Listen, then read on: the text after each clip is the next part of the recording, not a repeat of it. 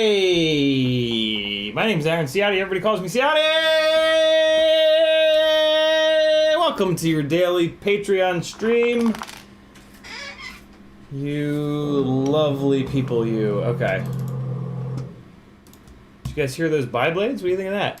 Eric, Shannon, Brian, Ladmraw, Me-Drone, Leadfingers, Bob Noxious, Drone Pilot, and CiottiFPV. What's up, friends?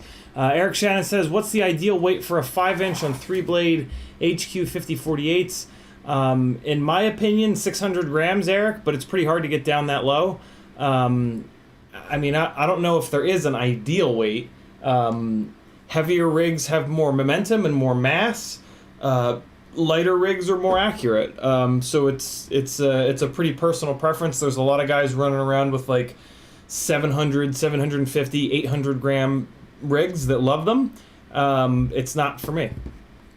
Me-Drone says, is there a way to adjust brightness in Whoop cameras? The one I have is Beta FPV. Typically not Me-Drone, just the adjustments on your goggles. Bob Noxious says, what's up? Wooden Props says hello. Jacob Schultz says hello. So yeah, we're gonna hit. I have a whole bunch of Nano cameras, and I need to get a bunch of rigs sort of on the same camera, basically. That's not... I need to figure out which Nano camera I'm going to go with all my rigs. I've got three, maybe four... Three...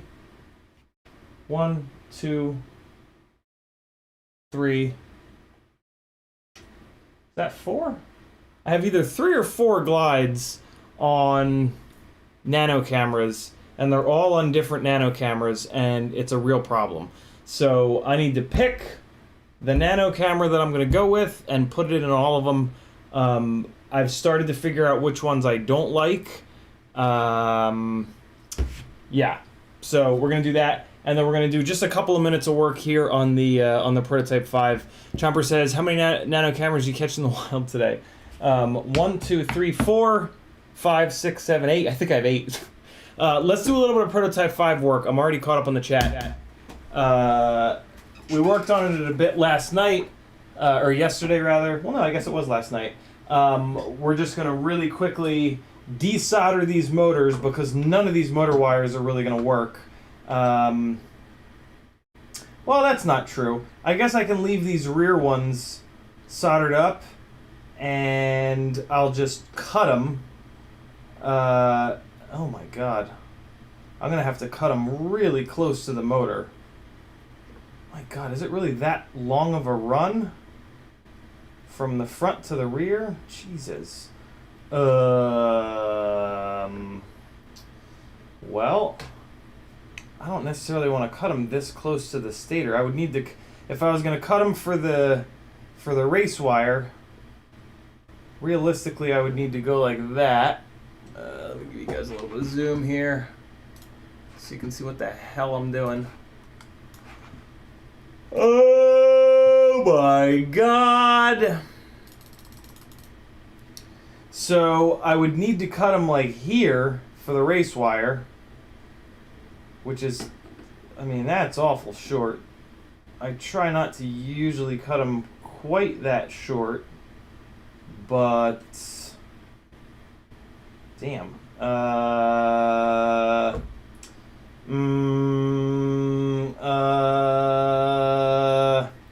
do have extra stators. I do have extra 2400 kV stators, so it's not the end of the world.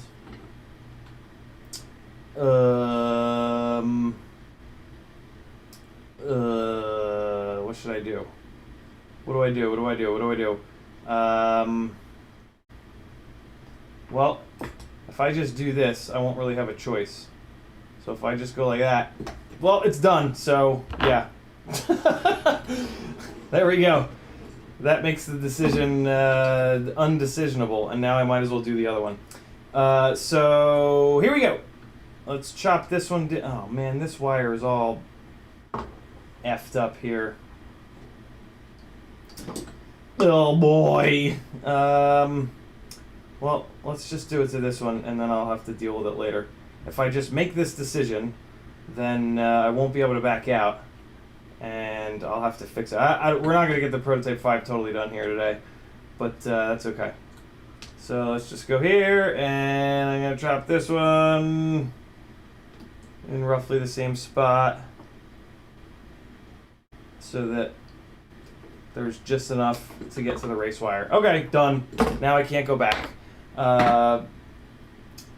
Cool. So then the front motors I am going to desolder though, because there's no reason to have these coming out at such a sharp angle here. It just doesn't make any sense. So let me just desolder these really quick, and then I'm just going to drop the camera in here, and I think that's really all the work that we're going to do on the Prototype 5 here today. Remy Tim, yeah, I'm going to do race wire on... I'll do race wire in the rear. I probably won't do race wire in the front of this thing, just out of sort of laziness. But, yeah, let's just get these off. I already sorted out the spacers, and I'm definitely going to have enough standoff height, so this stack is going to be totally fine, which is good. And yeah, maybe we'll finish this up like Monday? No, won't be Monday. Maybe Tuesday? This is not going to be a 2-hour stream here tonight, I'm pretty sure. For the record. So let me just zap this guy off here. What I think I'm going to do is just cut these front wires down a little bit and then just solder them straight out from the pads directly to the motor. Just keep it simple. I have a feeling I'm not going to stick with this frame until I go digital. But I don't know. I would like to have a glide on permanent dead cat arms. So I think this squid might end up becoming that. Or not. I'm not totally sure yet. What the hell happened here? Oh, no, that's fine. It's like a little piece of grass or something. Alright, cool. So this is good to go.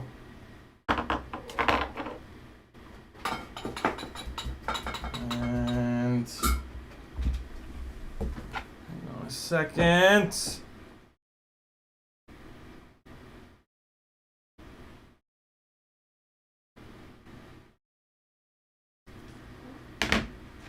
Okay.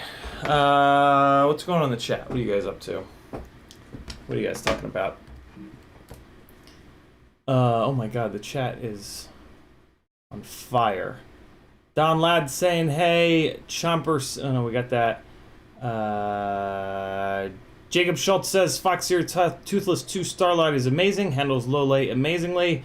That's one of the ones that the Toothless 2 has been in the budget rig.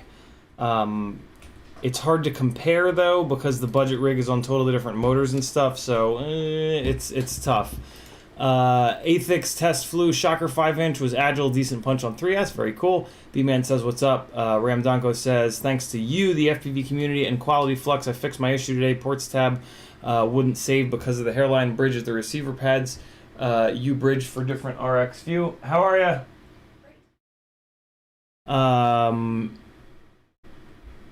Maurer says, Racewire. Ram says, big thanks to CiottiFPV and cool peeps that tried to help Tut Learner B. Always, Ram. Always, man. B-Man says, you taking JB's time slot tomorrow since he's not streaming? I certainly am.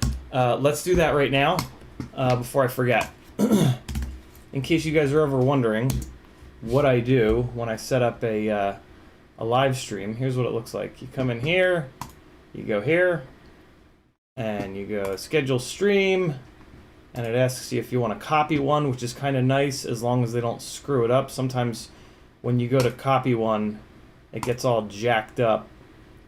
So we're going to go Sim Sunday Q&A and Velocidrone lead follow. Let's finish the Prototype 5 tomorrow. No. We're not going to finish it tomorrow. I would like to go out and fly after the stream tomorrow. Let me look at the weather. Let's see here. Oh, come on. Weather, Sunday. Okay, never mind. Prototype 5. So we'll finish the Prototype 5 tomorrow. We're going to go 1 p.m. Eastern. And we got that. I'm going to leave that thumbnail. Saturday, March 27th. Nope, we want Sunday the 28th. And right. This description is a little bit old. I am going to update that. Enable auto start, yes. Enable auto stop, yes. Ultra low latency, no added delay. And cool. Let me come in here. And I think, yeah, let me just drop this link. If you guys need copyright-free music and you use my Epidemic Sounds affiliate link, I'll get like a free month, I think it is.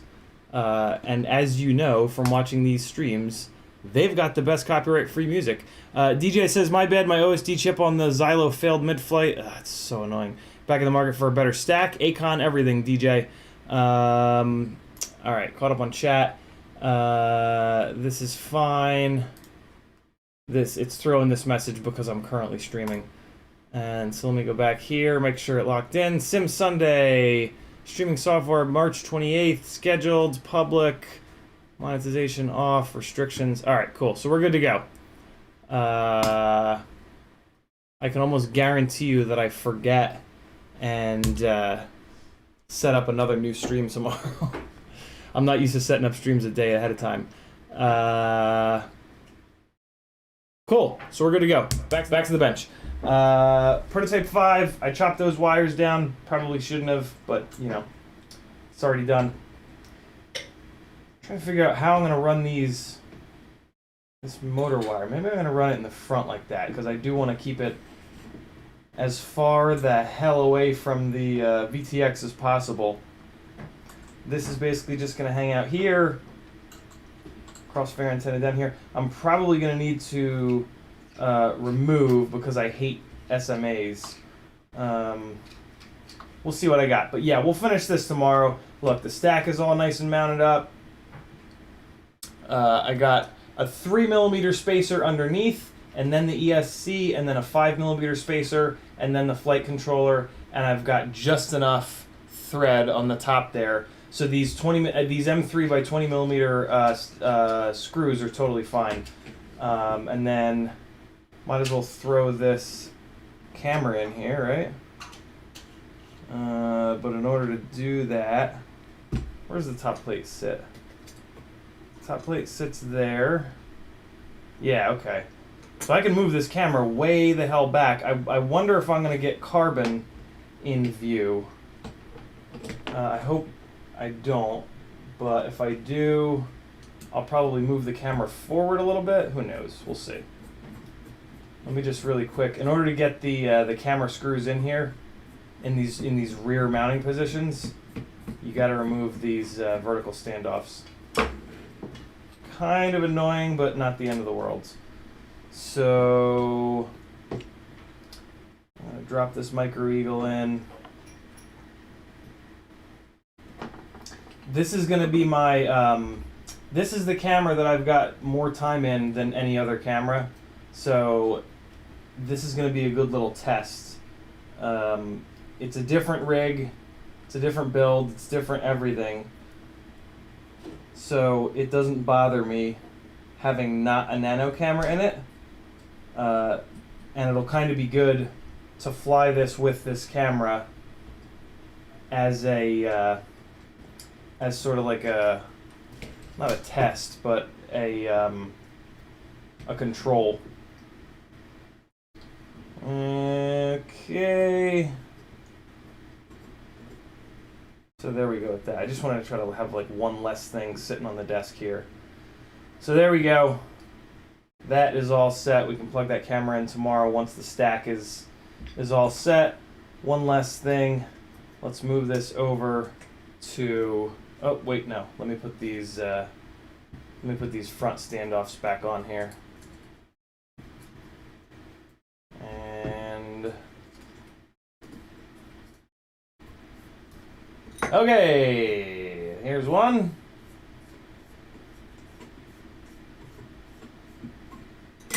Come on.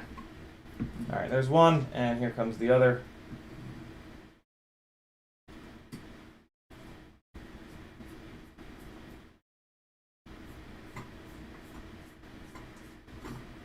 If you guys want more info on ramp up power, Joshua did a video. The main guy to listen to is Ryan Harrell. Ryan's got more experience with ESCs and motors than pretty much anybody. So yeah, and he's got a video that he did with Joshua Bardwell. If you search YouTube for 160 miles per hour Joshua Bardwell, you'll find it. Ryan talks about ramp up power quite a bit in there. Kebab has some good info that's derived from like testing and just personal experience. but Ryan has info, like, Ryan will tell you the why.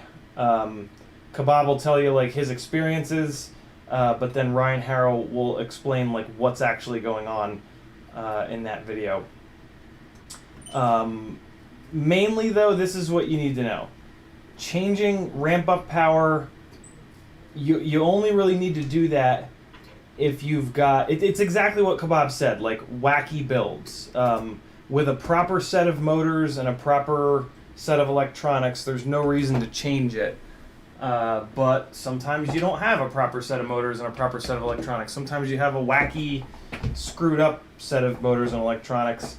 And in that case, yeah, you can potentially benefit from changing startup power. Personally, I still think it's kind of a band-aid. And I still think that focusing on the mechanical system and putting motors on that don't freak out, basically, or an ESC in, or getting off of an AIO is a better option. But that's just me. I am just one person. I do not have all the answers. Damn, this is a little too short. So the other thing that I'm going to do is get this third glide off of the F40 Pro 4s, and I'm going to put it on F40 Pro 2s so that all three of these glides are on identical motors, and that will just make it a little bit easier to test them head to head to head to figure out which camera that I'd like to go with. So let's do that now. These are for the Prototype 5. Prototype 5 is going to be on the F40 Pro 4s, though. So that'll be the rig that's on those motors, and then the rest of these rigs will be on F40 Pro 2s, just so that I can properly test all three cameras against each other. Drone Pilot says, charging 4i1600, one was taking way too long, so I opened the LiPo bag, and it was burning hot, swollen. I plugged it, it's now outside. God, it's scaring. What's up, Scary, rather? What's up, Frank? Caught up on chat. Look at me go. Okay, so let's pull these propellers off, and I'm just gonna zip these motors on off these race wires. We're gonna chop the new motors down and get them on in there. What are those conical screws for? Oh, those are for the top plate. They can hang out there, and it won't be much of a problem. I guess I might as well pull the top plate off of this as well, because I am going to be digging into it to change the camera. So this rig is on the Phoenix Nano, which I really do like, but the Phoenix Nano is a little bit too deep for the glide frame, and and I've had two of them fail on me. I think what's happening is the bottom back of the camera is smacking into the bottom plate. So yeah, I'm gonna pull this camera off, and this is not gonna be the Nano camera that I run on the glides, which is kind of a shame. The only other option is this Runcam Racer Nano. So maybe if it has the same plug, I will put that one on here. I doubt that's going to be the camera that I go with, though. It's thus far for whatever reason, the Foxeer Predator Nano is kind of working for me, and that one's also the closest in field of view. I'm thinking that I'm going to start flying less field of view cameras. The Predator 5, all of them. Tiago, what's up, Tiago? I haven't seen you in a hot minute. How's that yogurt drink going? Is it disgusting? Yeah, I'm pretty much comparing all of them, Tiago. I've got the Runcam Racer Nano here. I've got this stupid little Nano 4 here. I've got the Predator 5 Nano here. I've got the Toothless 2 Nano here. And then there are 4 different Nano cameras in all 4 of these glides. So we're going to pull all the top plates off and just kind of take a look. Well, no, I'm not going to pull the top plate off of the one that has the Fox ear. Predator 4 Nano, because that's the rig that every single time I fly it lately, I just fly better. So that's going to be the control. I'm going to put the rest of these rigs onto the same motors as that rig. And that's going to be the most even and fair way to test them. I think I've ruled out the Caddx Baby Ratel. And I've definitely ruled out this Runcam Phoenix Nano. You know, I also want to take the top plate off of this rig because this rig has a shitload of electrical noise in the video. So I got to figure out if that's the antenna or if that's the VTX. So yeah, this will be good.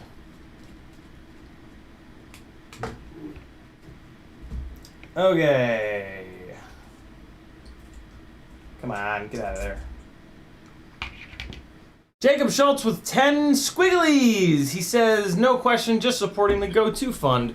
Very cool of you, Jacob. Let's get euros, 10 euros. That's what that is. It's a euro. $40 goes up to $50, one step closer to an Insta360 Go Part 2, the sequel. Move this around a little bit here. It's really tough to see it against the I don't know, words. Words go here. Imagine I'm saying words that make sense together. FinFPV says, how you doing tonight, man? Putting you on podcast while I drive home. Very cool. And I'm caught up on chat again. Okay. I got you guys zoomed all the way in, which should be okay. If it becomes a bit much, just let me know. And I'll be sure to ignore you. Not true. I will be very respectful of your wishes and basically just do whatever you guys tell me to. Alright, so let's get this guy just kind of slid up there. And let me zap these motors off. Why is this still held on? Yeah, I'm going to zap these motors off, and then I'm going to put these this extra set of F40 Pro 2s that I got onto this rig. And we're also going to investigate what in the hell is going on with the video noise situation to see if we can figure it out. Looks like I've got kind of a mess of wires here. So I've got the camera ground here on the same pad as the VTX ground. And then the VTX goes up there. Okay. I might pull this ESC off of this guy just to see what the hell's going on underneath it, so I can trace these wires. But first, let's kick these motors off. I mean, for all I know, this antenna could just be busted. That's kind of the most logical first step, is to switch out the antenna. But it seems the range seems to be fine. The issue is just a bunch of noise. So that's usually not antenna related. That is usually dirty power related, basically. Trying to kind of see where the where this VTX is getting powered from, to see if it's getting power straight from the ESC or if it's running up to the flight controller. I think it's running up to the flight controller.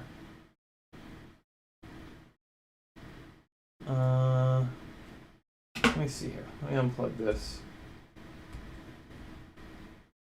and see if I can tell.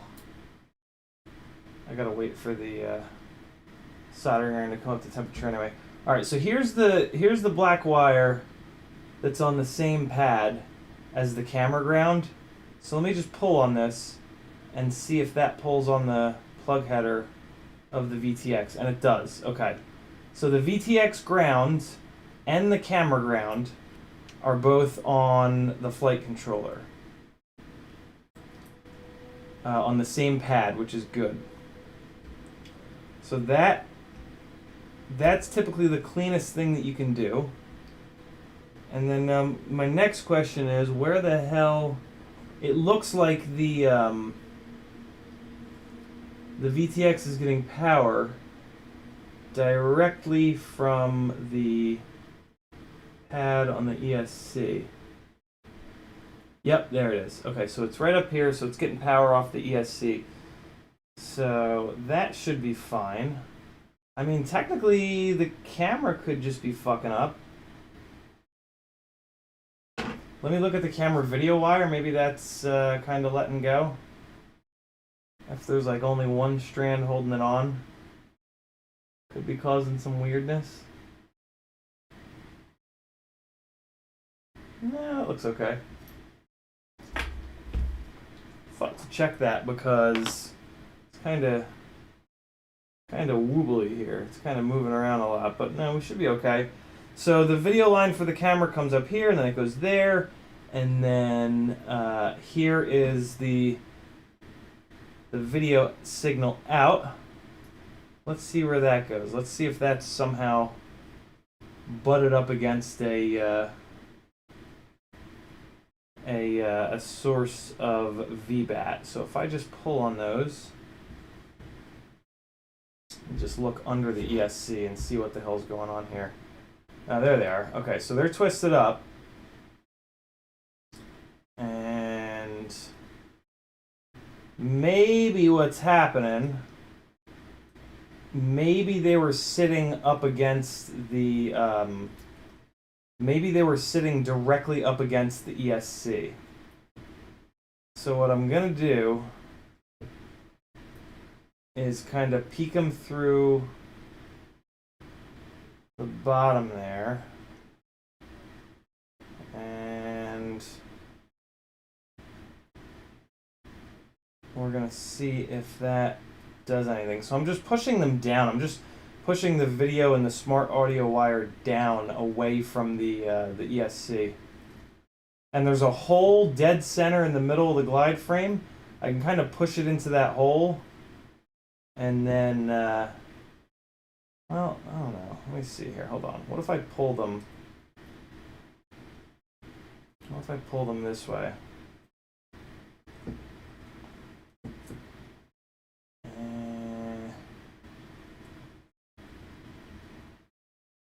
There we go. Okay. So let me see if I just pull it out like this. I wonder if that would clean it up. It's not long enough to escape, which is good. Okay. So let's leave it there. It's now no longer touching the bottom of the ESC.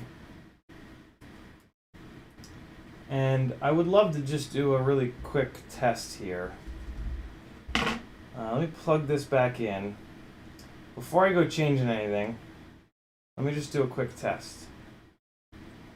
Now that the props are off, I can plug this thing in, I can throw the goggles on, and just cycle the throttle up and down to see if there's still a bunch of noise. The noise was so bad that I think it'll be pretty evident pretty quickly whether or not this has helped or done nothing. So, bench battery. You guys are going to get a little bit of interference because this is a crossfire rig, but I will do my best to keep the transmitter away from the microphone. Athix says, so did I miss the verdict on what nano cam you're going to use? Not yet. I don't really know which one I'm going to use. I'm just going to, as I pull the different rigs apart, so I'm gonna remove this Phoenix Nano. I'm definitely not going with this one because it's a little too big, and I'm definitely not going with the Cadix Baby Ratel. But I have a couple others here that we're gonna just sort of take a look at. So firing up the controller with Crossfire. Welcome to OpenTX. And all right. Alright, so I'm going to put that down there as far away as I can. And I'm and get the goggles kicked on and plug this whopper in. And we're just going to move the throttle up and down. What the hell was that? Did I just see a spark in the capacitor? Oh, let me do that once or twice more. Nah, I think it was just the light on the receiver. But let me just kind of poke and prod at this capacitor to make sure it's not the issue. Alright, now it looks fine. It must have just been all the lights turning on. Okay, so goggles on. It's nice and clean now, but it's getting dirty when I arm it. Whoa. Whoa. It might be a bearing issue, actually. That's an odd noise.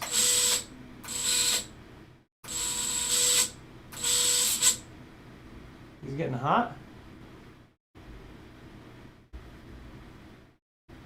Interesting. Oh, there's a big vibration going through this thing. It's probably just because it's all torn apart. Alright, hold on. Noise is still there, but it's not that bad.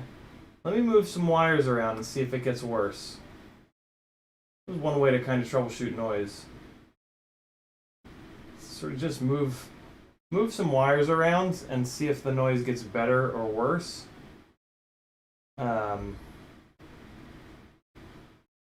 Move the VTX around.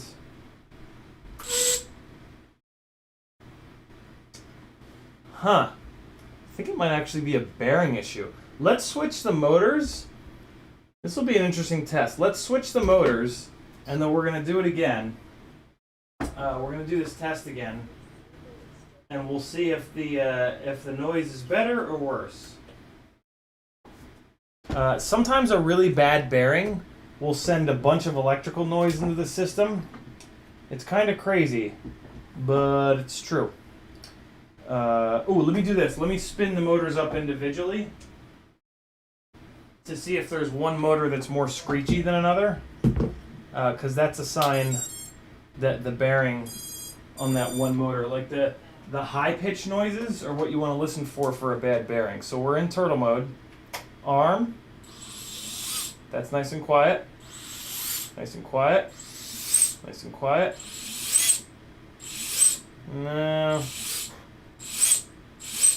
I mean, that one race wire does only have one LED on it.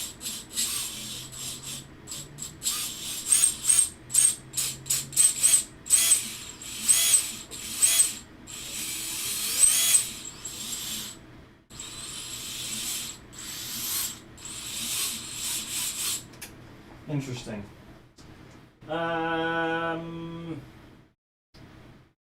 Yeah, I mean, I want to switch these motors out anyway, so let's just switch the motors out.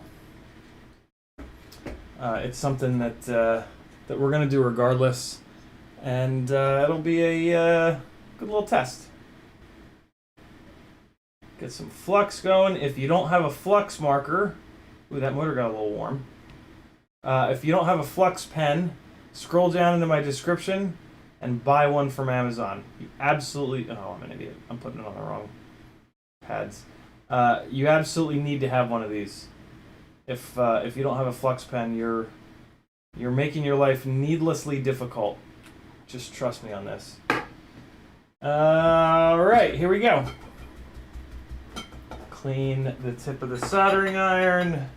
Soldering station is at 699 degrees because I'm a child. And let's get these F40 Pro 4s off of here. I gotta be honest, this will be a little weird if this has any effect on the noise issue. The only thing that makes any sense is that one of these bearings is shot, but man, they did not sound like it. Usually you can really hear a shot bearing, like it screeches like a bastard. Come on. Yeah, man. There we go. Where do I have to put this so that you guys can see it a little bit farther forward? Okay, cool. And oh man, this wire got a little mangled here. All right. 2 and 3.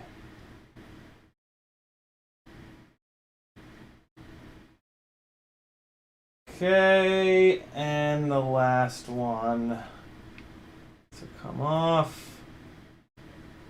It's gonna take some time. We're gonna have to cut the new wires down, strip them, tin them. So this is actually gonna be a little bit of a longer stream than I thought, but fuck it.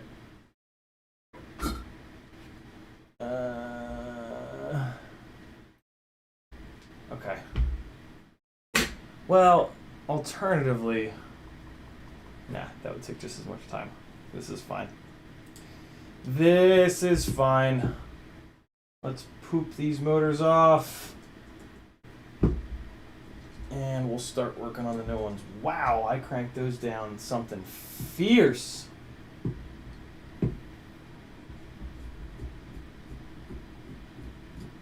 What are you guys talking about in the chat?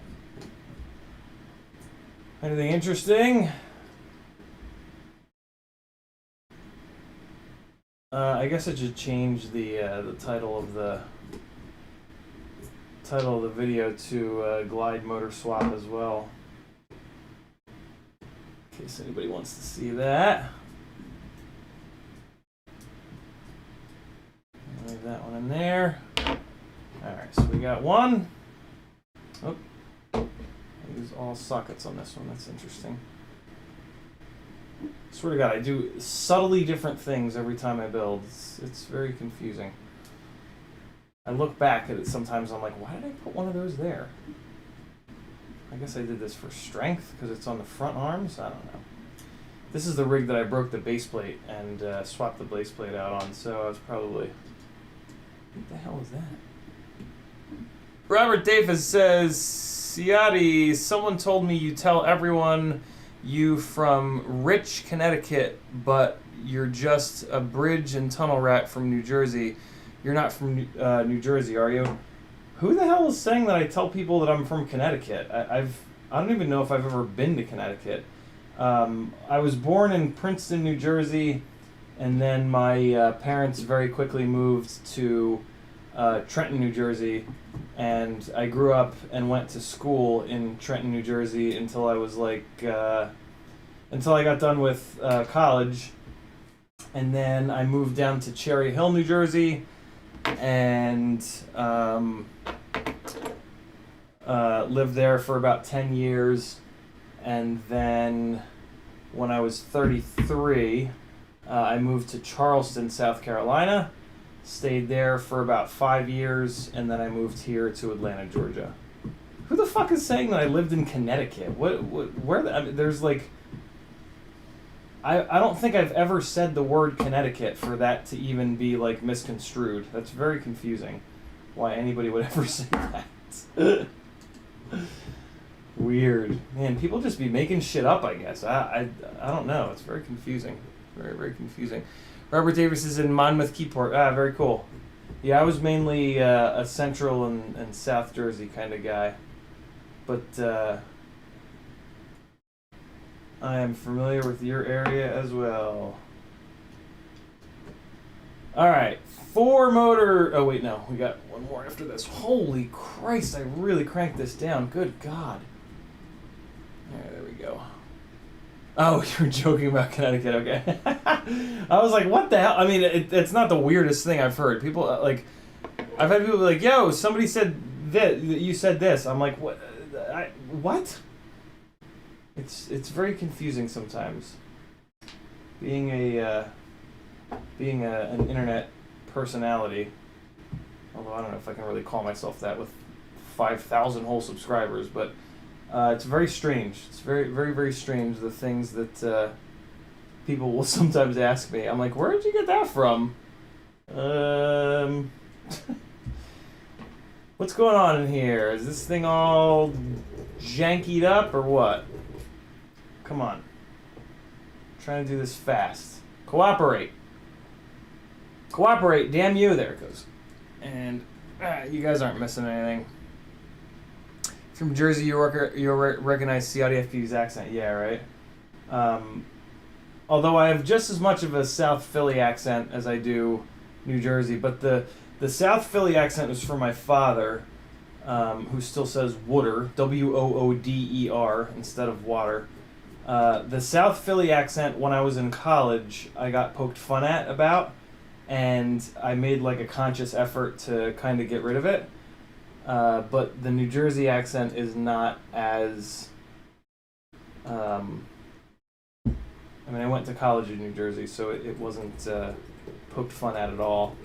And I sort of embrace it. I don't... I try to speak without like a super thick accent, but at the same time, like, I don't fight it. God damn it, come on, man. What the hell happened to these M3s? They got all jacked up. Get in there, you bastard. How did this get so mangled? Pretty sure I just replaced these, didn't I? Wow, this took a big... Oh, you know what it was? This rig didn't have...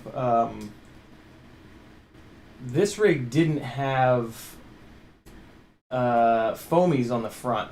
So it was just banging these rear socket-headed motor screws into the asphalt. Alright. So that was me taking an M2, which would fit in there, and just kind of rattling it around. And now, there we go.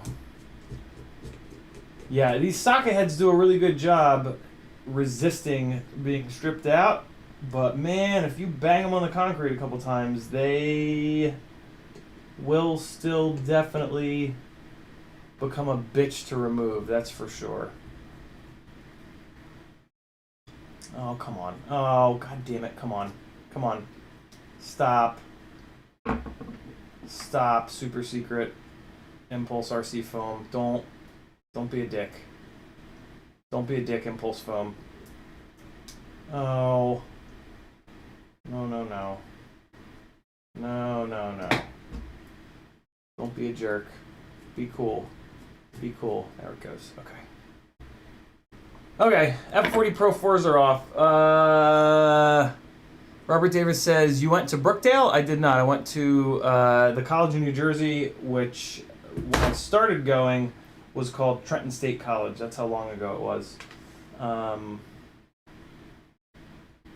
Yeah. Alright, let me, there is like carbon fiber dust and Loctite residue everywhere at the moment. Let me just clean this up a tiny little bit. And there we go. Alright, better. Yeah, up until I went there, it was called Trenton State College, and then Princeton was known as the College of New Jersey. And if I weren't such a shitbag, I would have done better in school. And like my parents' dream for me was to go to Princeton. So I totally fucking screwed that up for them. But kind of glad that I didn't, because we'd still be paying for it.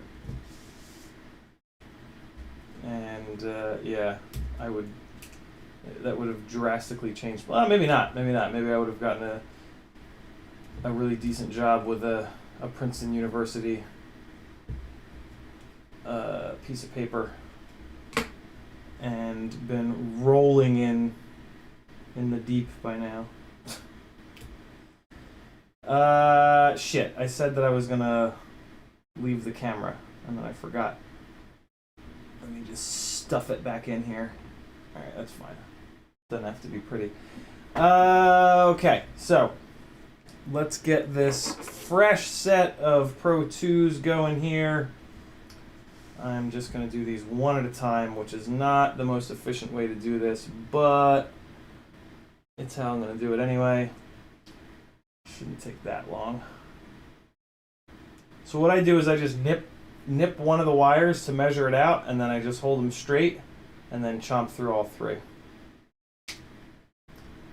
And I did a really bad job of it on this one.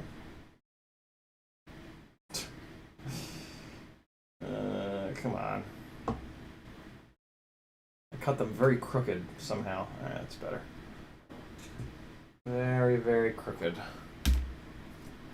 Leadfingers says, Colorado Peps got on me for how I say Mario. Whole freaking room went quiet when we were playing Smash Brothers.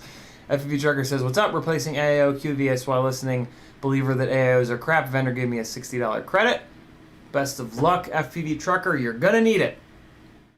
And then, alright, caught up again. Look at me go. I am gonna use the wires to strip these, but you should not. You should use your fingernails. My fingernails are not very long right now, though, so it's gonna take too long. And I've stripped enough of these where I know exactly how much I can and can't squeeze on these wire cutters. So, yeah. Do as I say, not as I do in this case. Or just do whatever the hell you want. That's fine, too.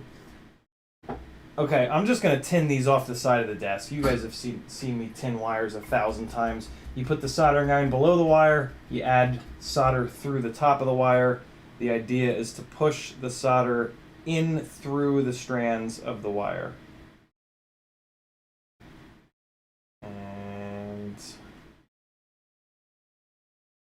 I just want to kind of rip through this.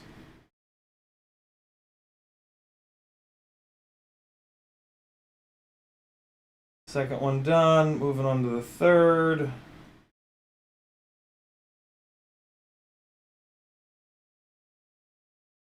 Alright, we're good to go. I'm going to pull this up, and I'm just going to zap these right on here. One.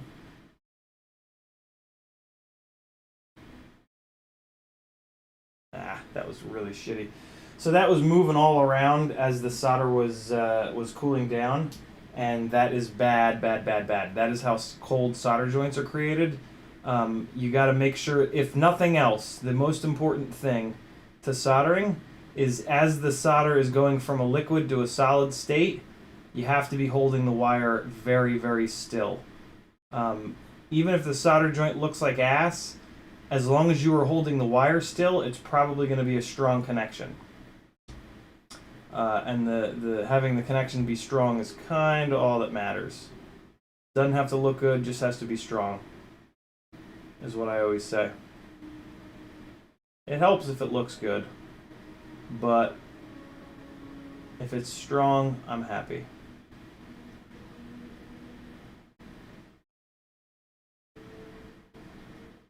Alright, third one. Gonna check for, and I'm definitely rushing these. These are ugly, but strong, just like me. No, that's not true. So there's one. Is it too zoomed in? BeepTube with a $10 super chat. My man. No comment. He just wants to support his lanky, big-tooth, gangly friend, CiottiFPV. Thank you, BeepTube. Very kind of you. Robert Davis says, that's cool. I got my degree at DeVry. LOL, the fake college. Okay, I'll shut up now. No such thing, Robert. No such thing, man. College is college. Education is education. There's no such thing as real and fake. People that say that are fucking donkey rapers. FPV Trucker says, dropping in a 20x20 Mamba stack. Very cool. That'll be much better, FPV Trucker. And I'm caught up. Yeah, man, education is education. It's, you're doing something to better yourself. I don't care if it's fucking Phoenix University or a goddamn online course. It's a big deal, man. Lots and lots of people don't get that. Lots of people don't understand how important education is. You guys all do. It's the only reason that you're here. You know, like this is a very education-heavy channel, whether I like it or not. Like I don't do that on purpose, but I mean it's just kind of where we end up, which is totally fine. But yeah, man, education is a really, really good thing. Anybody that guilts you about where you went to school doesn't understand. They just don't get it. And that kind of sucks, but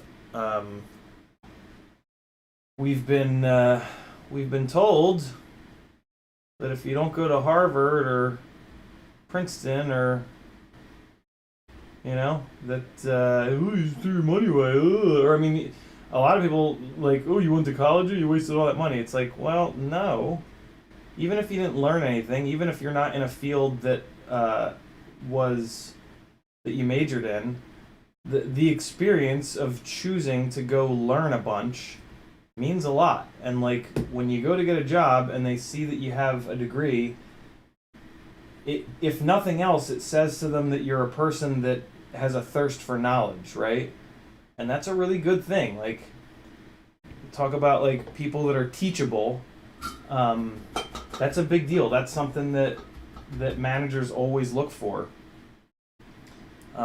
And just the process of going to school and forcing yourself to stay in that education space, it's good for the soul, man. Not saying anything bad about people that didn't go to college, not at all. But some of us were lucky enough to go, and it's work. It's hard work, and there's nothing keeping you there. Like, I didn't want to go to college. I wanted to go into the military, and my parents were like, well, if we figure out a way to pay for your tuition, will you go to college? And I was like, as long as I can live on campus, yes. And they said, well, you got to cover that. And then they talked to my uncle, who is not. I mean, I wouldn't call him like rich, but he does well. He's got a house in Florida and another house in Santa Fe, New Mexico, and a motorhome that he drives between them. He offered to. So he's my father's brother. My father went into the Navy and had a terrible experience, and my uncle did not. My uncle stayed in. He went into hospital IT, and yeah. So when my parents explained to my uncle what was going on, he was like, "Yeah, let's get Aaron into university." And that was very cool. And I'm a super, super, super lucky guy to have been given that opportunity. Because my parents couldn't afford it. Because college costs a fucking fortune. I'm not really happy with how flat these are sitting on these pads, so I'm just going to hit them again real quick here. Hit me again, Ike. Put some stank on it. Oh, shit. Well, let's get this out of here. Okay. Reset. And there we go. That's much better. Much, much, much better. And yeah, I had a blast in college. I did not have the typical college experience because of the fact that I had to cover housing, which was very expensive. I worked 2 to 3 jobs all through college. That my main job that I worked 30 hours a week every week was at Target, actually. Initially doing like pushing carts, and then I ran register for a while. And then I was on the sales floor for a while, straightening up shelves and shit. And then I worked in the electronics department. And then I worked as a security guard. I was at Target for like, my God, long time. 4 years, 5 years. But yeah, that job paid for the majority of my housing at college, which was awesome. Good place to work too. Good benefits, good people. Not nearly as evil of a corporation as you would think. I mean, all big companies like that are somewhat evil and whatnot, but Target's not bad. Not bad at all. And yeah, and then so I worked there all through college, and then I would also kind of bounce back and forth with one or two other jobs. I delivered pizzas for a while. That was super fun. That was where I learned how to drive hard, actually. And then I worked at I delivered flowers as well. That was kind of fun, driving a flower delivery van around. This is just driving. I mean, it's what you're delivering doesn't matter. You're just driving, and I've always loved driving. So it was just another job where I could drive. I worked at Wegmans, which was right next door to Target for a while, just kind of running register. I usually did that during like the Christmas season, because they'd have like a big hiring boom, you know. And then where else did I work? I delivered pizzas for two different companies. I delivered flowers for the same company. Here's an interesting thing about flower delivery. Tip those people. As a flower delivery person, the company that you work for doesn't pay you well because they expect you to get tips, but then you don't get tips. So like, if you ever get your significant other flowers and you meet the flower delivery person, tip that person because they don't get paid well. And delivery people are out on the road, and like people die a lot out on the road. So tip them. Tip your flower. Tip anybody that delivers to you. Just give them $1 or two. If you give them $1, I know it feels like ugh, but like it's so much better than nothing. It's so much better than nothing. If everybody, I'll put it this way, if everybody tipped delivery people $1, they wouldn't make such awful money, and they would be a lot happier. Yeah, just tip them something. Give them $1. Give them a hit. Give them something. Don't give them a hit. But like, give them $1 or two. It really makes a big difference. They're out on the road, and people on the road are dumb, and they're ramming into each other all day, every day. So hook them up. Give them that little bit of hazard pay that the company that they're working for, I can almost guarantee you, isn't. Also, it's murder on you, especially if they're driving their own car. My God. Working a delivery job, like, you're basically working for free because the amount of stress that you're putting on your car pretty much gobbles up the majority of the money that you make. It's really shitty. It's a fun job because you get to drive around, and driving is fun. But man, like at the end of the day, you really don't make much money. I kind of regret doing those jobs because it really fucked up my Mustang at the time. And I really didn't make that much money, all said and done. But I had a really good time. I would like fucking race people in the delivery van. It was a Ford Astro van, which had it had a V6 that made like 200 and something horsepower. So it actually like went, and it had a you could manually shift it on the column. So like. I was such a dick. It was super fun though, man. I made that job fun. Melt, solder, melt. Don't make me clean the tip of the soldering iron, please. Yes, thank you. Thank you, Flux. Thank you, Flux Core Solder. I appreciate you. Nah, this ain't. This wire is starting to fan out. And it's starting to bridge to the little fellows next door. So let me just make it a little skinnier here. We'll go back in. Here we go.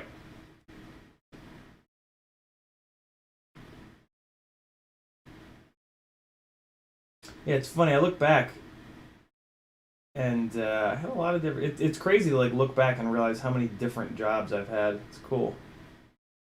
Some of you guys can probably relate to that. Interesting to just like think about the things that you've done in life. It's cool to think about like when you were doing them, you were kind of good at them, right? Like, hopefully at least. I take pride in like just kind of doing a good job. Even if I hate it, like, I don't know, I just kind of feel like why wouldn't I? Why wouldn't I like do it well? I'm not super happy with those, but I'm trying to get this done quick, so let me take a quick look, and they're totally fine. Not super pretty, but not super ugly either. We shall move on to the last one here and see if it was a bearing problem dumping electrical noise into the system. I really doubt it, if I'm completely honest. I really do doubt it. But it was a good excuse to swap these motors out because I was going to be lazy and not do this. And then it just would not have been a really fair test between all three of these rigs. Dude, in 1 minute, I'm going to have 3 completely identical rigs. Wait, 4? No, 3. 1, 2, 3. Yeah, 3. 3 fully identical rigs. That's it, Richard. Ford Aerostar. Yeah, it was a Ford Aerostar. It was not a Chevy Astrovan. It was not a shitty Astrovan. Oh, somebody just got offended. Drone Pilot says, 1 week I worked 12-hour days delivering around Christmas time, got $3,000. Jesus. Worked part-time doing express motorbike courier delivery, flower delivery, etc. I used to say, oh, it's a slow day, we live on some tips, some we don't, but every dollar helped. Motherson says, hang on, did you cover up the polarity markings on the cap and then use 2 of the same color wires? I did, Metal, which is fine because I used the cap, and on the cap, one of the pads is square and the other pads is round, so it just makes it easier. Mark A says, have you ever had one strip of the LEDs on the race wire stay dim when armed? Yeah, man, I've had these race wires do all kinds of weird shit, but it's never been an issue. The LEDs just get the hell beaten out of them from prop strikes. Don Ladd says, do you see bots today flying around in shop? I think he was in an IKEA, right? I didn't watch it. I am going to be watching it, though. I'm looking forward to seeing that. Robert Davis says, security at Target, alarms going off, power looping the dock doors, ship it. Yeah, right? There wasn't even an ethos of FPV back when I worked at Target, man. That was like 1999, 98, 2000, 2001. Model Dirksen says, having worked in healthcare IT, I'm not sure whether I'd rather go through that or boot camp. Yeah, right? Dalton's in the house. What's up, Dalton? It's like crazy with the silence. Give me the fan noise. Was I being silent? I was trying to talk through the silence. I should say I try not to. There he is. There's the imposter. Real life over here. Can you stop summoning me? All right, I will. I'll stop summoning. And then Chibi says, yo, Ciotti, any good place to get antenna mounting prints for the Glide? Thingiverse zip ties aren't cutting it anymore. I don't have an answer for you, Chibi, unfortunately. The TPU mounts that I use are from old micro frames. You should be able to find something on Thingiverse. What's up, Double A? How are you, man? And Richard used to have an Aerostar, destroyed it, bad crash, and I'm caught up on chat. All right. We're going to strip this, zap this on, screw these motors down, and then we'll be good to go. To do a little test, and then we can dive into the camera situation to figure out which cameras are going where. This rig is definitely going to have a camera switch. I think maybe I'll put this rig onto the Predator Nano V5. There is a very subtle difference between one of these rigs. One of these rigs is on the 20x20 Acon ESC. So technically they're not fully identical, but man, I have to assume that the 20x20 Acon has very, very, very similar FETs and just, yeah, I can't imagine. And that's the rig that flies really well. I would think that if anything, that rig wouldn't fly as well because of the smaller ESC. So that's actually going to be interesting. I'm going to put the very similar camera on this. That rig has the Predator V4 Nano. On this rig here, I'm going to put the Predator V5 Nano. And then I will back-to-back those two rigs, which should give me some idea if, for some weird reason, that 20x20 ESC flies better than these 30x30s. I can't possibly imagine that's the case. I think it's that camera. I might go as far as to blind test it. If I can maybe fly with somebody else, I will have them plug the one in, give them both rigs and tell them to just not tell me which one they plug in. That's really the best way to do testing. It's kind of hard, but that's what she said. Hey-oh! Alright, here we go. Get this knocked out real quick here. And... oh, yeah. Alright, so there's the first one. Next one, we're going to come in with tweezers, of course, because the first one gets in the way. Alright. Wedding Crashers is on Hulu, and I'm going to be watching that shit after this stream tonight. I haven't seen it in a while. I know that it holds up. I rewatched it, like, man, I watched the shit out of that movie when it first came out. My guess would be probably 20-ish times. And then every few years I'll watch it, and it's just never been any less funny. It is just, every single time I've watched it, it has been just as funny as the last time I watched it. So I am looking forward to that. That is Vince Vaughn's best performance. And I mean, what a fucking cast, man. Vince Vaughn, Owen, both of the girls are phenomenal. The dad, I mean, just everybody. The whole goddamn cast of that movie, man.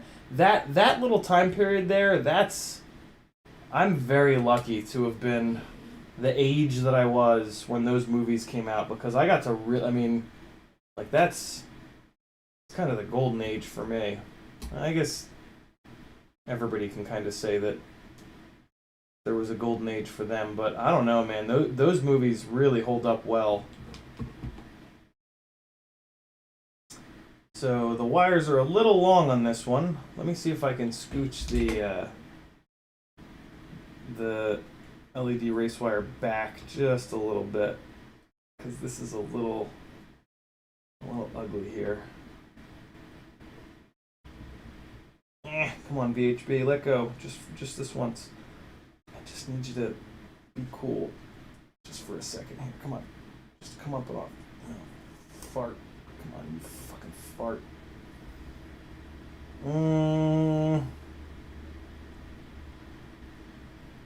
Yeah, that's fine.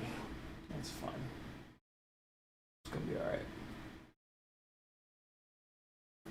B-Man says, are they built for speed or comfort? Man, there are so many scenes from that movie that are just like, fuck, so timeless, so goddamn good. They're like, and you talk about like quotable movies too, like that era, those movies were so quotable. And like quotable in a way that it's just never not gonna be funny, I don't think. Quotable to the point where like we don't even realize that we're quoting those movies anymore. You know, like there's a lot of shit that we just say that it's like you don't even realize it's from movies from that time period. So let me start cranking these down. These are gonna stay, so I might as well get them buried while I'm at it, one by one. Come on, let go. Fucking Vince Vaughn doing that little in that scene. Oh my god, so good. Nothing better. No better movie ever. Best movie in history. And the fucking sex maniac redhead girl. Oh man, she's the best. Oh, so good. Where is she? She's still in the house?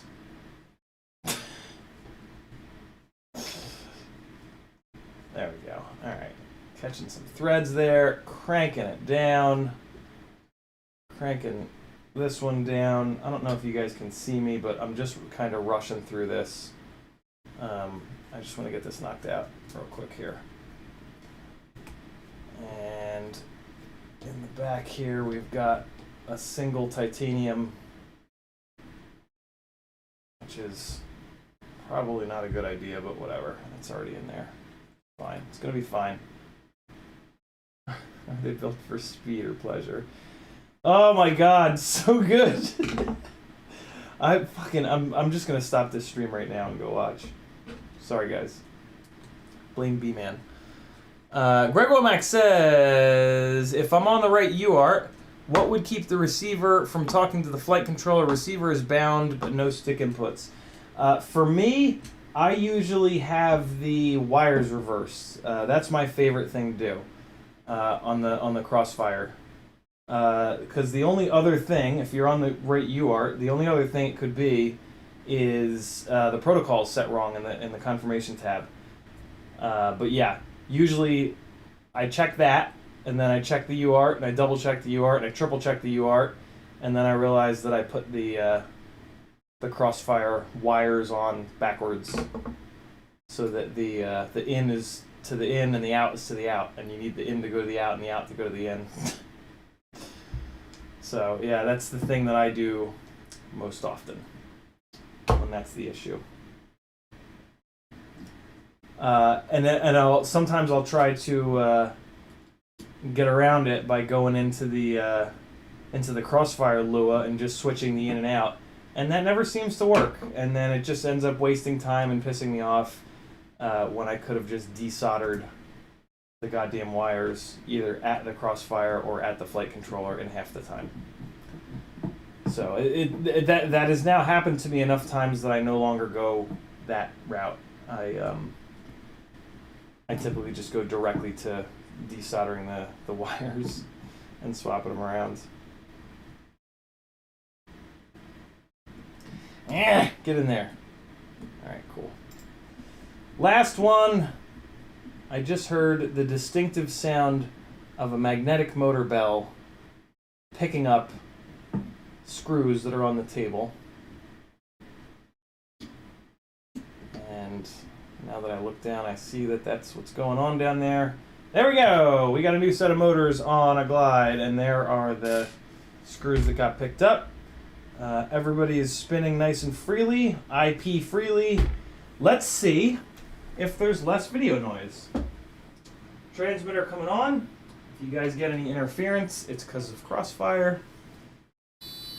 I also need to check if these motors are spinning the right direction. Hopefully they don't blow up. 3, 2, 1. Yay! No fires.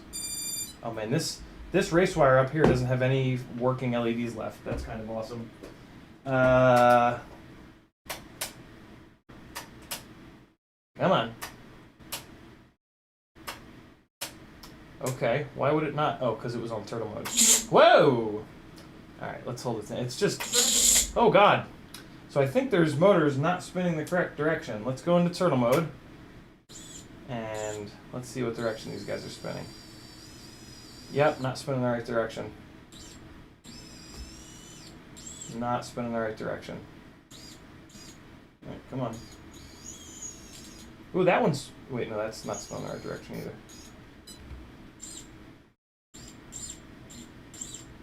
Interesting. None of them are spinning the right direction. I guess that makes sense, though.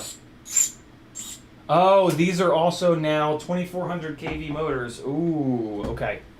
Interesting. Yeah. So these are now 2400 kV motors, and this rig is not motor scaled down. So that's why it went so bananas. It went bananas because the motors are spinning the wrong direction, and they are not motor limited. So when I armed it, it spun the ever-loving piss out of these in the wrong direction, and the yaw is set to, you know what I mean? I have motor direction reversed checked. So we got to do a couple things here. Let's handle the ESC nonsense first, and let me just throw the smoke stopper on here to keep the voltage going in under control, which will keep the heat down on the VTX, I think. I don't really know. BLE 32 and connect and check, and let's reverse these guys. 48K, 28K. All right, cool. So I got this on. So we're gonna go normal to reverse and right, and that's for ESC number 1. Now we're gonna do ESC number 2, reverse to normal. I never noticed that from the Pro 2s to the Pro 4s, the motors spin differently. That's interesting. I can't believe I never noticed that before. All right, and motor 4 from reversed to normal. Right, setup. Okay. Let's come into the motors tab. Oh God, come on now. I understand the risks, and let's just bring this up a little bit. Oh, it tripped the it tripped the smoke stopper. I was like, what the fuck? Just blow up? Oh, well, you know what? We could probably still pull this off. Let me put the smoke stopper to 2 amps. And let me see. Hey, look at that. That's pretty cool. Okay, out, out, out, and out. Well, that's interesting. This is only pulling 2 amps. I didn't, I wonder how high we can go before it trips it. Wow. No. Wow. I'm really surprised that it... Man, that's pretty efficient. Huh. I would have never thought that this thing would spin the motors up that high without tripping. That's pretty cool. So now we don't need motor power. I'll be damned, dude. That spun them up pretty good. Huh. ESC is now good to go. We're going to fire up Betaflight. What did I need to change in Betaflight? Oh, yeah, I need the motor limit down. So, yeah, these are 2400s. We're going to connect. Let me get caught up on chat here real quick. Ramdongo says, just plowed through The Expanse. Was a very good sci-fi flick. And you look like the lead role. Nice. Greg Womack says, if I'm on the right... Oh, we got that. Drone Pilot says, or the output map is wrong on Crossfire. Yep. Greg Womack says, you're my boy Blue. What's up, girl? I'm actually going to talk with Jen because it was Passover today. Oh, cool. Okay, I'll be right back. All right, so let me go into PID tuning, and... Oh, I do have it scaled down. Okay. Oh, I only have it scaled down a little bit. Okay, so let's go to 75%. Yeah, these the motors that came off are the Pro 4s in 1950 kV. Yeah, 1950 kV, so I like that down at 85%. But these are 2400s. You know, I'm going to bring these all the way down to 70%, come to think of it. Crabtree says, grab a bell and you'll see the amps jump. Yeah, right. Jackalope says, are you sure the motors are going backwards? Weren't you in turtle mode? I was in turtle mode, and in turtle mode they were going the correct direction. So now I flipped them, and now they're going the right direction. Dynamic idle. Ooh, I do need to set the dynamic idle. Let me do that real quick. Or I should say reset the dynamic idle. Because it is not going to be correct anymore. So we're going to save here. We're going to go into motors. Hold on. I'm going to check my idle value, 5.5. Okay, cool. So we're going to motors. I understand the risks. We're going to move this up to 10. Oh, way too high. We're going to move this to 1055. and we're gonna look at the RPM. RPM is dithering between like 4,200 and 3,800, so we're gonna say 4,000. So then we're gonna take 40, and we're gonna multiply 40 by 0.8. We want 80% of 40. I should be able to do the math, but I don't trust myself. 40 times 0.8 equals 32. So we want that to be 32 on the dynamic idle. Wow, big difference. Big difference. Okay, cool. Save that and disconnect. Quest Williams says, we know the theory, but have you felt any difference in flight characteristics using 32.8? I don't think I've felt it, but I've certainly seen it in the footage. The amount of throttle chop bobble is greatly decreased in with the variable PWM, which is a really good thing. This rig is on 4.2.0. I think I'm just gonna leave it on 4.2.0. Well, let me take a look at something. This is Talon F7 V2. Let's see if there's an unstable. Talon F7 V2. There's no unstable. Well, no, wait. Enable expert mode. Nope, there's no wait, maybe. Release and release candidate. Nope, there's no 4.3 yet. That's fine. Okay. So, what's up, Tweet? How are you, Dan? That's it, right? Motors, reversed the rotation, scaled them down from 2400. Look at the PIDs real quick and the filters, see where they're at. 5570, 8500, 60, 75. Let me take a quick, let me make sure that all three of these rigs are truly set up the same. I just took a quick screenshot. 70%, 6 cell, rate profile, 0.6, 10, 700, that's good.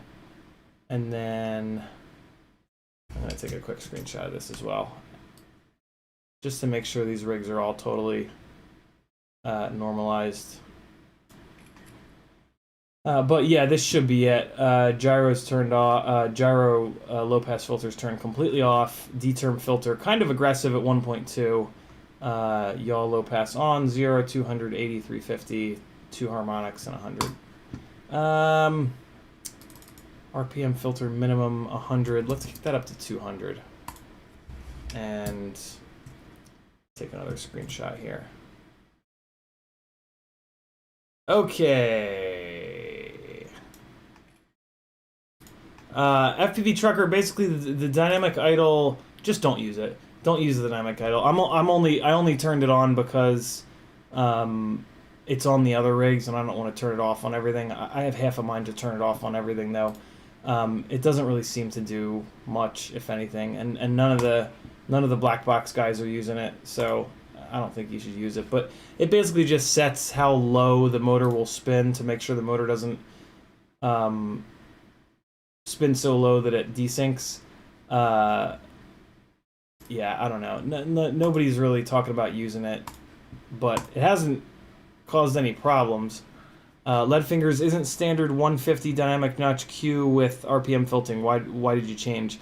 Yeah, Q, I move up to 250 for a little bit less delay and a little bit less filtering. It's one of the ways that you can reduce the amount of filtering in the dynamic notch. Totally personal preference. It's a lot safer to not do that.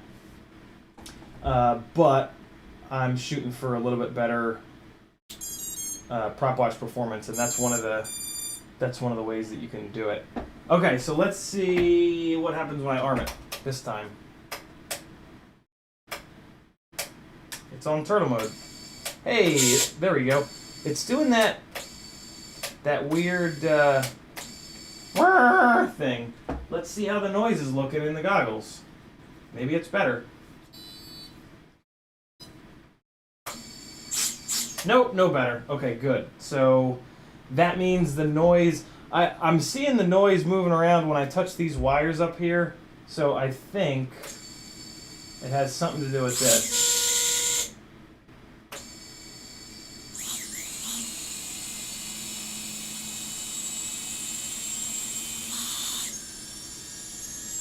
Huh. Very weird. Very weird that it's that noisy. Let's change the camera, and because I'm changing the camera anyway, and maybe that will help. I would love to not have this be all noisy because then I'm gonna know that it's this rig. So yeah. It's doing that weird vibration thing because it's sitting on the table and it's just like creating its own weird vibe. But when it does that vibration, it is it's causing a shitload of noise. So I wonder if they could be related. Probably not, but it's hard to tell. Let me also do this. Let me pull this video wire over to the other side. Yeah, let me pull it to the side closest to me. Although wait, what is this little wire bundle? Okay, so this is the wire bundle for the video. Yeah, let me push it to the other side and see if it gets any better. Because the side that it's on right now is the same side with the that has the battery leads on it, and you would not believe how dirty, how much electrical noise the battery leads are carrying. So there's actually a solid chance that what I just did will fix that. The video noise issue. This rig was also, it would be noisy on one battery and then it would be a little bit less noisy on the other battery. And for me, that's always a dead giveaway that it's wire related, like the wire is moving around or the wire is just sitting right next to something that's extra noisy. So now I pulled that to the other side. Let's just repeat that test. And I have a funny feeling that it might be better now. Let's see. Wah wah wah! Woo woo! Well, of course it gets noisy when it goes into that annoying vibration, but come on! Don't do that. Stop it! Stop it! Stop that! Stop doing that. Stop it. Hey! Stop! Stop that!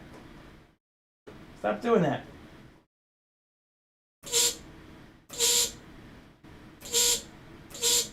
What is it this?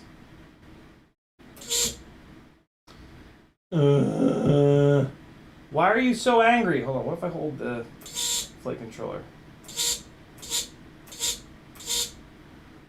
Okay, so maybe whatever's causing this weird ass vibration is, oh, hold on.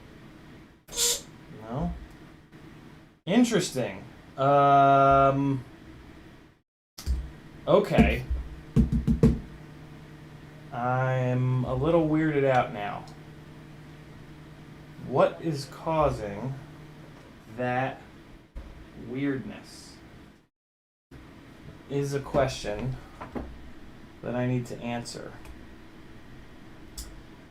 Motors are getting all hot and shit. Well, the camera needs to get changed out anyway, so let's pull the camera off. Okay, well, this just got a little bit weird. Matthew Vega says, where do you get those blue tie-down things? Newbie Drone has them. They're called RAP straps, R-A-P straps. What else do we got? Jason Crabtree says, "What the fuck is up with the camera?" I'm just switching it out. I don't want this camera in here anymore. It's too big. It's too long in the back, I should say. Why not go lower on the variable frequency on the ESC? I've just never gone below 24, and I don't know if it causes any problems. So I figured 24 is probably low enough. I can maybe mess around going lower. Mad Maxio says, "Did you spin the motors individually?" I did. B-Man says, "FPV, I've never set the dynamic idle that way. If my idle value is 4.4 AM, I too spin them to 1044 and then get the RPM from that, multiply by 0.8 for dynamic. What's the benefit of this?" So that's exactly what I did, B-Man. It basically sets the lowest possible point that the motors will be spun. But apparently it really doesn't make much of a difference. So yeah, that's the exact right way to do it. And that's how I did it, but I was like kind of talking in shorthand as I did it, and I probably didn't explain it properly. This is an interesting issue that I can't say I have really ever dealt with before. Let me make sure that the arms aren't doing anything weird. Arms are nice and solid. We've got very beat up LED race wires, which shouldn't be the problem, but you never know. Flight controller is not all that soft mounted. Let me back off the flight controller screws just as a quick simple test. Let me just back them off by like half a turn. So like that. That's not even a half. That's like a quarter turn. Well, quarter turn there. Quarter turn there. Quarter turn there. Does that now move around a little bit more freely? A little bit. A little bit. Let's see if that's any better. Just as a... try to troubleshoot one thing at a time. Sometimes it's hard to do that. But let's just see. Since this is such a strange issue. Oh, wow.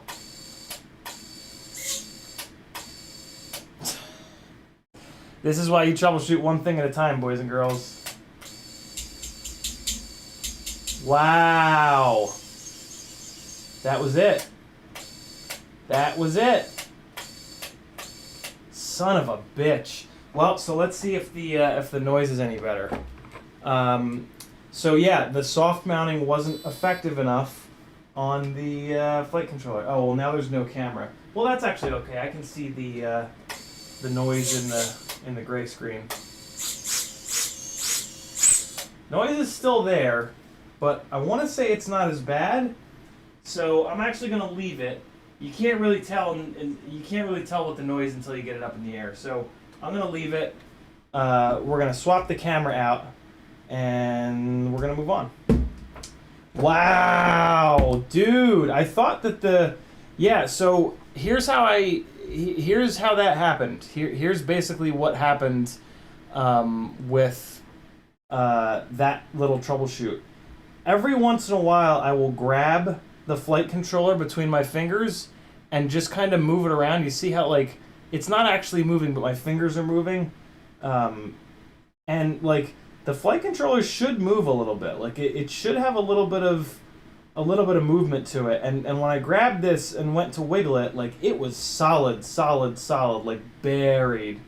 And you really don't want that. You also want to push down on it and pull up on it, but you want to make sure that it's got a little bit of wiggle in it. And it can move left, right, front, and back a little bit. And I noticed that it was just feeling a little bit too tight. And literally a quarter turn on those nuts was all it took. Now I'm actually going to take another little bit out. I'm just going to, since we were over the limit and I just backed them out the tiniest little bit, these are nylock nuts here, so I'm going to back them out a little bit more just to give us a little tiny bit more of physical vibe damping.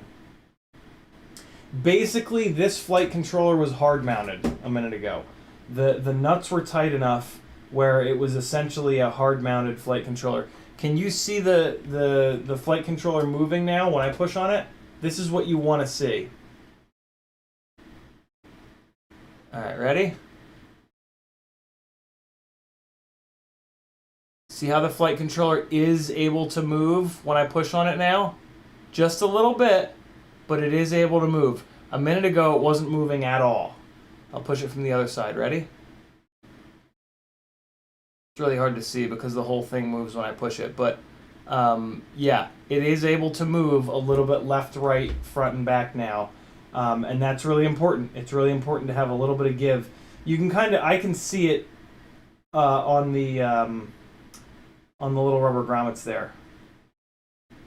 There we go. Yeah, now I can really see it moving around. Gotta have a little bit of motion. It can't be hard mounted.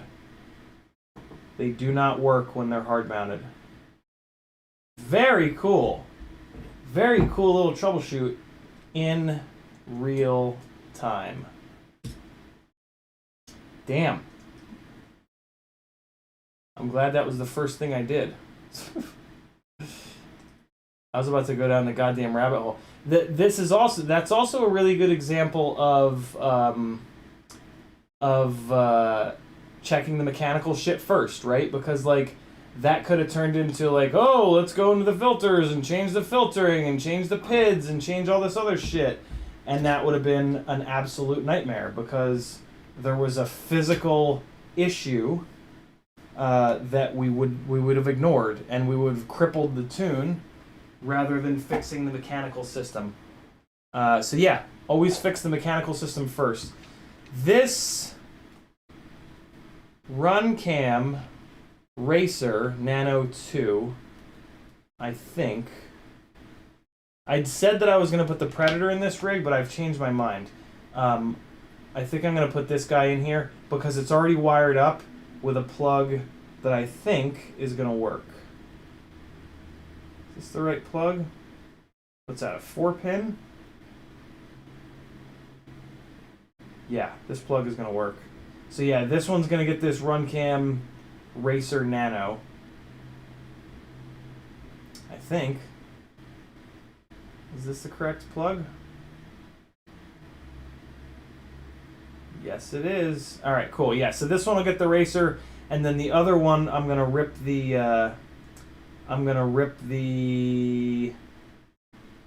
Wait a second. What? Why is there only a single plug for the OSD? God damn it. Oh, this is fine. Fuck it. It's fine. I'll just leave the stock set. Oh, the stock settings are gonna have the goddamn built-in OSD on, aren't they? I don't care. I'm just gonna leave it in. It's fine. This is gonna make blind testing them a little bit harder / impossible, but I'm not gonna desolder these and play that goddamn camera control game. That's a game that nobody wants to be a part of.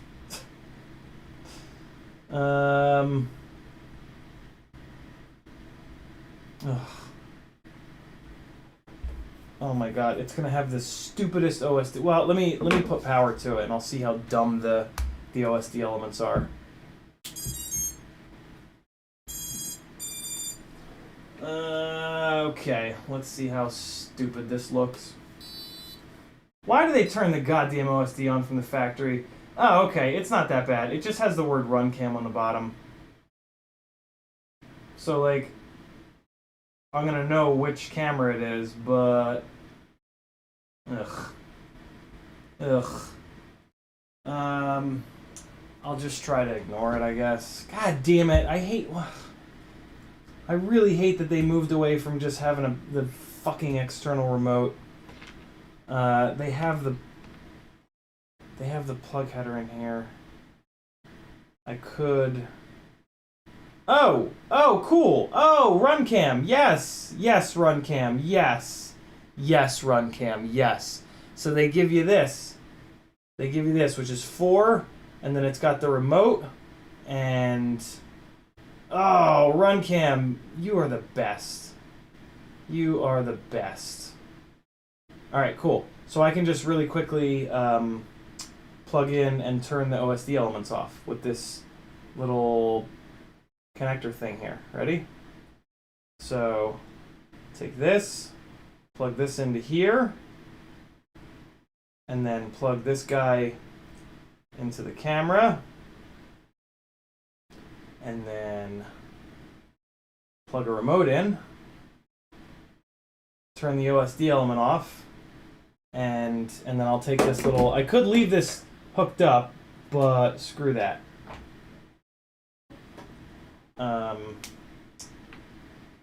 Yeah, screw that noise. Oh my god, RunCam, you are so much better than Foxeer in quality of life stuff.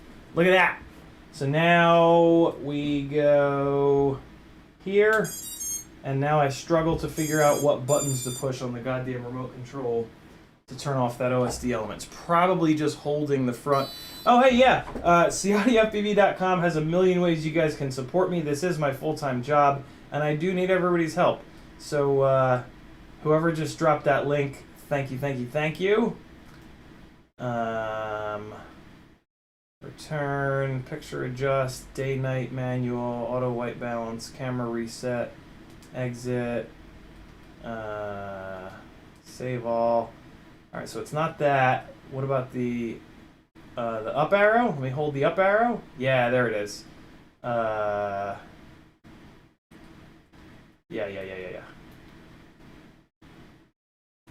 I need to set this all to blanks. Blank, blank, blank, blank, blank, blank, blank. There we go.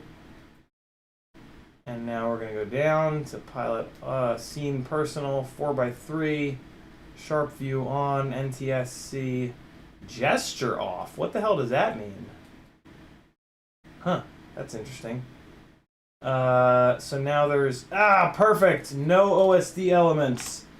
RunCam, you are just the best. Maybe this camera will be good. I hope they make this camera in black, because if I have to run an orange camera, I'm going to lose my mind. Let me check what holding all these other buttons does. Nothing? Camera looks pretty good. Gotta admit. Okay. Good to go. So now I can take this big silly plug header contraption out and just plug the little 3-pin in, and this will be nice and clean and simple and ready to go back together. RunCam, you've outdone yourself again here. Man, that is nice. That is really, really nice of them. In the chat, what's going on? Goggles are still on. Let's turn them off. Old Mad Maxio says, oh no, we got that.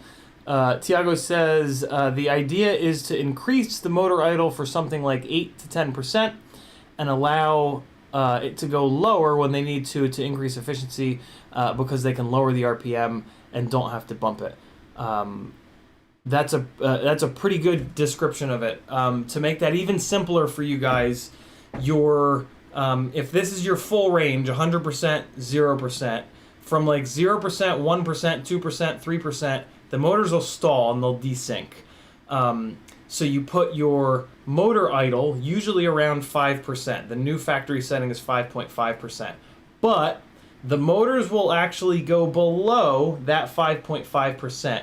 And that's what the digital idle does, is it sets the absolute lowest point that the motors can go. So in situations like when you're full throttle and you go to 0 throttle really hard, the motors will engage full motor braking, and they can actually slow all the way down below your motor idle percent. The proper way to set that digital idle is actually to set it like really low, set it to like 10, and then go out and fly the rig and see if it desyncs. Fly the rig really hard and see if it desyncs. That's a sketchy way to set it though. The Betaflight devs have given us this different way of setting it that we've been talking about. But again, Mark Spatz isn't using it, and a bunch of the black box guys aren't using it. They're just zeroing it out. So it either does almost nothing. Well, yeah, it does almost nothing according to those guys. I always use it because it's easy to set, and if it improves things even a little bit, it took me like 3 seconds to set it, so what the hell. But yeah. Questy Williams says, make sure your motor shaft screws are tight. So Questy, these are absolutely brand new motors, and T-Motor F40 Pro 2s come with the motor shaft screws hilariously tight and Loctited. So that's not a problem with these motors. Frank dropping the link to CiottiFPV.com.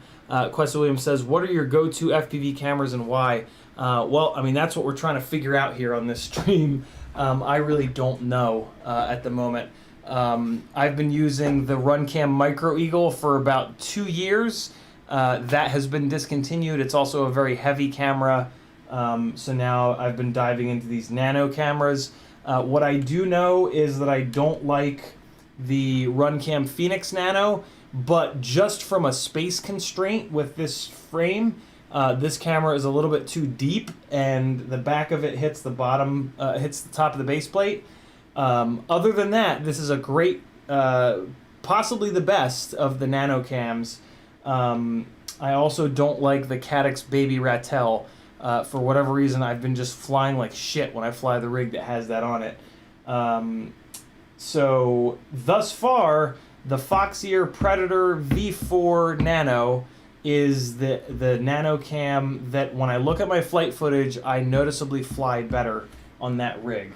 I've now got 3 rigs set up on the exact same motors. This rig I'm going to be testing on this, what the hell is it?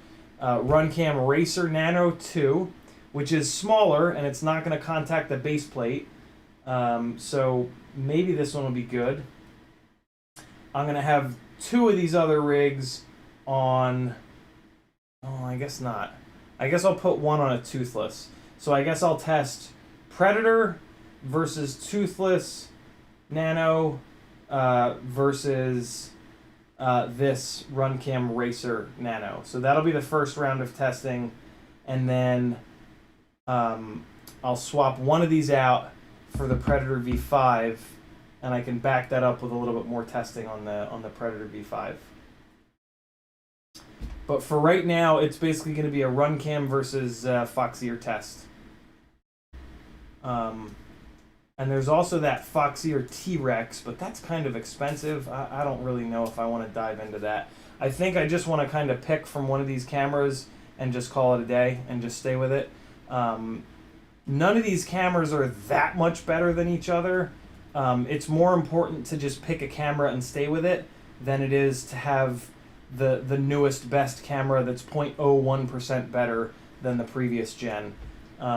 So yeah, I should probably not even do this testing. I should probably just close my eyes and point to one of these cameras and just fly the damn thing for a while to get used to it. But I'm not going to do that because I'm not a smart person. It's much more fun to be dumb and try to chase the dragon, so to speak. So there we go. RunCam Racer on this rig. I'm going to throw the top plate back on, and then I'll pop the top plate off the other rig real quick. We will take the Baby Ratel out. We will put the toothless in it, and that is going to be your Saturday Patreon-only stream. What do you think of that? That's not the right hardware. This is... And away we go. And while I'm at it, I may as well double check that the tunes are identical between these things. This rig was on the fairly clean F40 Pro 4s, so I had the tune cranked up a little bit on this rig and the filtering cranked down. I might actually go in there and back this rig off, depending on what the PIDs and the filters are on the rig with the Caddx Baby Ratel. Caddx cameras always worry me too, because of their lack of quality control. It's just kind of scary to have one of their for me to have one of their cameras in a rig, because like I just hear so many horror stories about their stuff blowing up. And the best camera is always the one that you either have on you or the one that's currently working. So it's more important to have a camera that doesn't die mid-flight than... What the fuck is that? Is there a bug? It's a huge one too. Why is it so big? What is that? Oh god, it's a stink bug. You son of a bitch. Alright. Let me get the nose plug. What do I have to hit this fucker with? Ooh, a box. Prepare to die, you stinky bastard. I hate you. Oh, gross. How the fuck is he still alive? Are you shitting me? I hit him hard as hell. Oh no, it was just a death. Oh no, that's not him. He's still alive. Nope, not dealing with that. What the Yo, I hit him so hard. What? Wow. Fucking dinosaurs, bro. I think he's under the chair.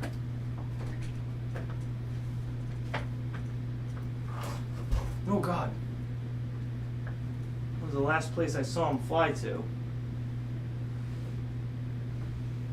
No, he's not under there. What the hell? Wow. That's crazy. I don't want to step on him. My feet will stink forever. Alright, I mean, I guess he's still alive somewhere. Damn, dude. What a resilient bastard. He almost deserves to live after surviving that. Jesus.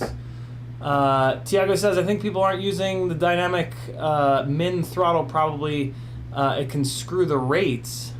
Really? Imagine a roll. You have two motors at 100% and two motors at 5.5%.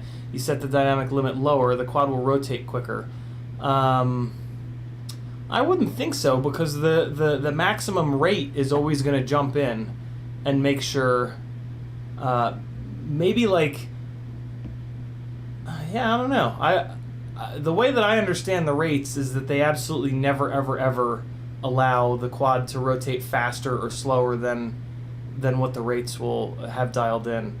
But I could totally be wrong about that. That's interesting.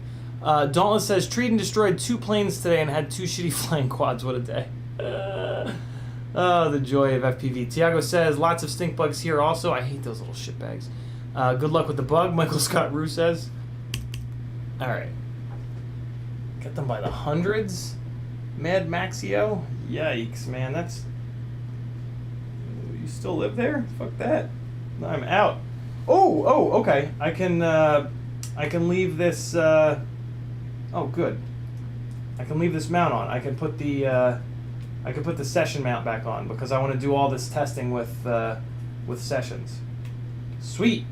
Okay. So, let me just take this Hero 8 mount and just kind of screw these guys in and just leave this be. And I gotta dig into my, man, I'm so afraid I'm gonna like roll over that bastard. He's gonna stink up the whole house. A little nervous now. Okay, oh god. Oh, and now I need to get that little container out of here. Hey, right on top.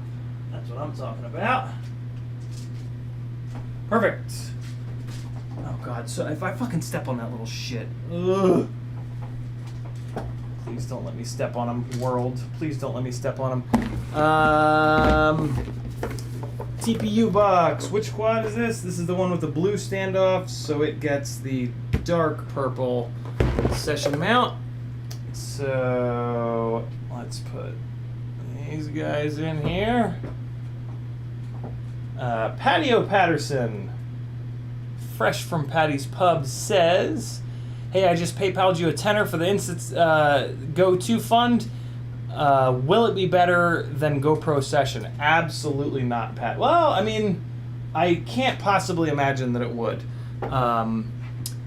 I would be absolutely shocked if it would. First and foremost, thank you. $50 goes up to $60, and away we go. It'll probably be better than the Session 4, but I can't possibly imagine a world where it would be better than the Session 5.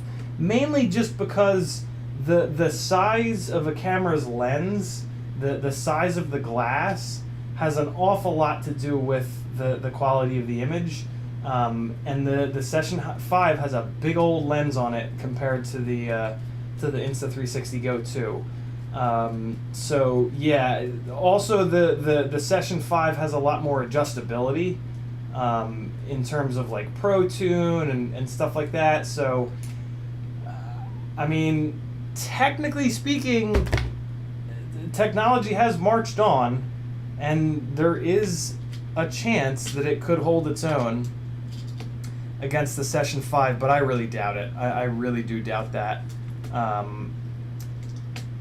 Also, you know, comparing an 80-gram camera to a 26-gram camera, it's kind of like, well, also the Session 5 is gigantic, so it's got a lot more space for a bigger sensor.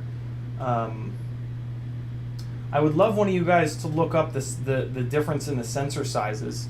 Does somebody want to jump on Google and take a look at the size of the sensor of a Session 5, and then take a look at the size of the sensor in an Insta360 Go 2? That would be a really good thing to have in the chat. And you know, since these chats stay with the videos, you'll be a goddamn hero for posting that information, because some of these live streams get watched like 1,000 times after the fact. So yeah, you'll have 999 people that see you posting that in the chat and go, "Oh man, that guy's cool. I'm gonna go subscribe to his channel," or her. Although I don't think we have any females in here tonight. Mm-hmm. How you doing? I'm gonna watch the Formula One show. Yeah, you done? Oh, yeah, Okay. I'm just gonna. I gotta phone with Jen. Cool. Yeah. Almost finished up. I would rather watch Wedding Crashers, to be honest with you. Done. I had a feeling I wouldn't have to really convince you of that. Yeah. More Wedding Crashers quotes, chat. Thanks again, Patty. That's super cool of you to PayPal that over, man. Very, very cool of you. Okay, so here we go. Session mount going back on, and I'm gonna switch. I'm gonna switch the camera in that other rig when I wake up tomorrow. It's the exact same process that we just went through. There's absolutely nothing interesting about me doing that. And we already talked about the PIDs and the filters and all that shit. So yeah, I'll do that tomorrow when I wake up, before the stream probably. And then when I go out and fly, I'll be able to do a little bit of camera testing. And that is exciting. And then on Monday we can maybe talk about it. But I am hoping that someone will drop the image sensor size info into the chat, because my hunch is that the sensor on the Session is quite a bit bigger. Is it really the same? They're both 1 2/3 of an inch. No shit. Wow. See, that's actually a really good example of what I was saying about how technology sort of marches on.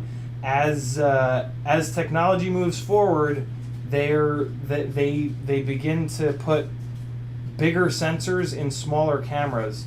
Wow, man! If the Insta360 Go 2 is going to give the same quality as the Session 5, well, the problem is it's $300. Oh God! He's here. He's here. Oh, there he is. There he is. Yo, how is he fucking fine? What do I do? I can't kill him. He's invincible. What do I hit him with? The hammer? No, you have this. Hit him with the hammer. Oh! It worked! No, he's just upside down. Oh no, he look at his little legs! I need like a... Put him in a box and then we'll put him outside. Here. Wait, here, I got it. I got it. Piece of paper. I have gushers. Crumple it up. When was the last time you guys had gushers? Crumple them up. No. I'm just gonna take him outside. I'm gonna release him into the wild. Alright, you little jerk. But you just tried to kill him. I hit him with a hammer. I can't believe it worked. When was the last time you guys had gushers? Right? This shit's good. It's sick. It's sick though. It's like they're too sweet. Outside. Fuck that shit. Here, you want a gusher? Nah, I'm good. You want my last gusher? They're fucking disgusting. They're not. They're delicious. Get out of here. Hmm? Get that away from me. Okay, bye. I can't believe I hit him with a hammer and I actually got him. That was great. Okay. Both have the same sensor. Man, that's crazy. Wow. So if we can get a little bit of manual control out of that Insta360 Go 2, that could be really interesting. I'm absolutely floored that it has the same sensor. I'm actually having a hard time believing that. But I mean, the internet doesn't lie. Right now I'm trying to figure out why this camera is not sitting perfectly flush. And then we are gonna chop this stream. Ah, there we go. There we go. That piece of TPU is just being a little bit of a jerk. Alright, cool. So we're good to go. We got this RunCam Racer in here. Oh yeah, that's sitting nice and flat now. Okay. Good deal. And let me make sure the up tilt is pretty good. Flat and flat. Okay. Yeah, that looks good. Sweet! That's all, folks. I'm going to leave this place a mess. I'll clean it up tomorrow morning. Thanks for hanging out and watching me hit a stink bug with a hammer. That was pretty cool. I'm going to leave this out because I need to get to that tomorrow. Here's the box of cameras. I'll leave that out. Man, I made a fucking mess in here. Holy hell. I'll leave these out as well. And big bundle of wires that'll be up on the Etsy store. This is my full-time job. If you want me to keep doing this, you got to go to CiottiFPV.com and click some shit. There's lots of cool stuff for you to click. Click it all, and wonderful things will happen for you in the rest of your life. Thanks for hanging out. Here comes a little bit of bi-blade flying from a really cool spot that we get kicked out. That I got kicked out of. But I got some batteries in before that. Epidemic Sounds coming up, and Zone Out by Daniel Friedel. That's smooth jazz. No, I'm not interested. Oh yeah. Oh yeah, this is the stuff right here. You guys are gonna love this.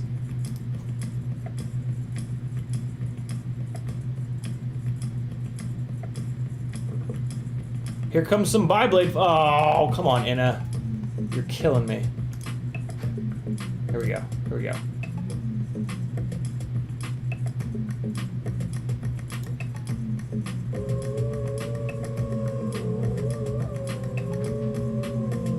See you tomorrow. Listen to these bi-blades, man. Holy crap. See you tomorrow.